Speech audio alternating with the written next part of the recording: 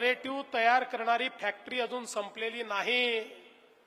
वेगवेगळ्या पद्धतीनं ही फॅक्टरी काम करते। लोकसभेच्या आधी संविधानाचा विषय मांडून या फेक नरेटिव्ह फॅक्टरीने एक यश मिळवलं, पण त्यानंतर त्यांचं ते यश आपण हिरावून घेतलंय।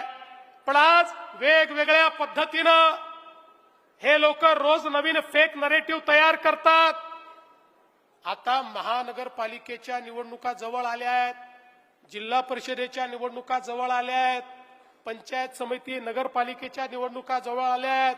आता आशिष शेलारजी पुन्हा एकदा भाषण सुरू होतील। महाराष्ट्रापासून मुंबईला तोडण्याचा कट सुरू झालेला आहे, अशा प्रकारची भाषणं आता पुन्हा ऐकायला मिळतील। मी त्यांना सांगू इच्छितो, तुमच्या मध्येही ताकद नाही आणि कोणाच्या बापातही ताकद नाही की मुंबईला महाराष्ट्रापासून वेगळं करतील। अरे भाजपचं सरकार आल्यानंतर या मुंबईचा चेहरा आम्ही बदलून दाखवला। वर्षानुवर्ष तुम्ही राज्य केलं, केवळ या महानगरपालिकेला त्या ठिकाणी सोन्याचं अंड देणारी कोंबडी समजून त्याची अंडी खात राहिलात आणि शेवटी त्या कोंबडीलाही चिरण्याचं काम तुम्ही केलं। या मुंबईतल्या मराठी माणसाला हद्दपार करण्याचं काम तुम्ही केलं। या माझ्या गिरगावातला, माझ्या या संपूर्ण दक्षिण मुंबईतला मराठी माणूस आज त्या ठिकाणी हद्दपार झालेला आहे। याच्याकरता दोषी कोण आहेत, याचं उत्तर एकदा त्या ठिकाणी आम्हाला द्या। तुम्ही केवळ मराठीच्या नावावर या ठिकाणी राजकारण करत राहिलात, पण त्या मराठी माणसाला घर देणारे आम्ही आहोत।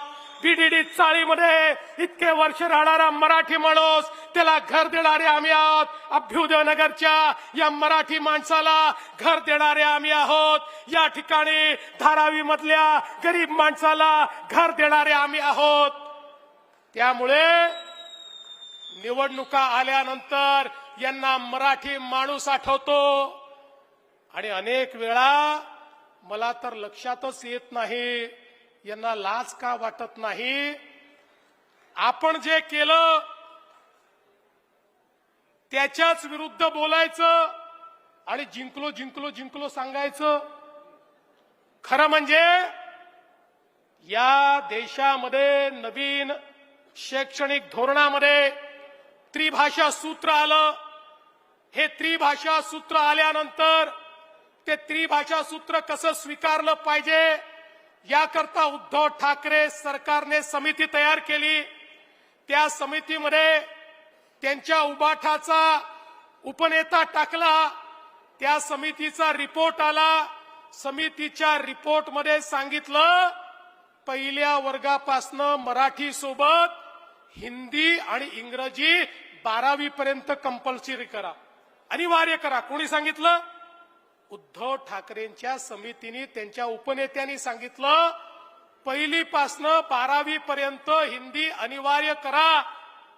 आणि तो रिपोर्ट उद्धव ठाकरेंच्या कॅबिनेटने स्वीकारला। त्याच्यावर उद्धव ठाकरेंनी सही केली, कॅबिनेटच्या मीटिंगवर सही केली। आणि आता ज्यावेळी आपल्या सरकारने निर्णय केला की तिसरी भाषा हिंदी तर शिकता येईलच, पण हिंदी सोबत कोणतीही भारतीय भाषा तुम्हाला शिकता येईल, त्यावेळी मात्र हिंदीची सक्ती, हिंदीची सक्ती, हिंदीची सक्ती अशा प्रकारचं बोलणं सुरू केलं।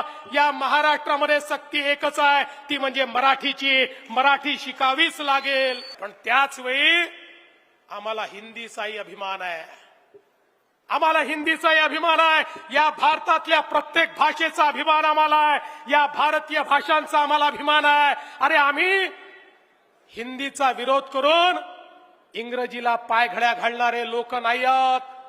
आम्हाला अभिमान भारतीय भाषेचा आहे। हो, इंग्रजी भाषा आवश्यक आहे म्हणून शिकली पाहिजे, त्याचा आम्हाला विरोध नाही आहे। पण इंग्रजीला पायघड्या घालायच्या, बॉम्बे स्कॉटिश मध्ये शिकायचं, इंग्रजीला पायघड्या घालायच्या आणि या ठिकाणी खऱ्या अर्थानं भारतीय भाषांना विरोध करायचा, हा विरोध आम्ही सहन करणार नाही। या ठिकाणी समिती तयार केली आहे। कोणाच्याही दबावाला बळी न पडता महाराष्ट्राच्या विद्यार्थ्यांच्या हिताचं जे असेल तो निर्णय आम्ही घेऊ. मराठी माणसाचं हित आमच्या पुढे आहे. कोणाची युती झाली पाहिजे, कोणाची अयुती झाली पाहिजे याच्याकरता राजकारण करणारे आम्ही नाही. या महाराष्ट्राचं हित झालं पाहिजे याकरता राजकारण करणारे आम्ही.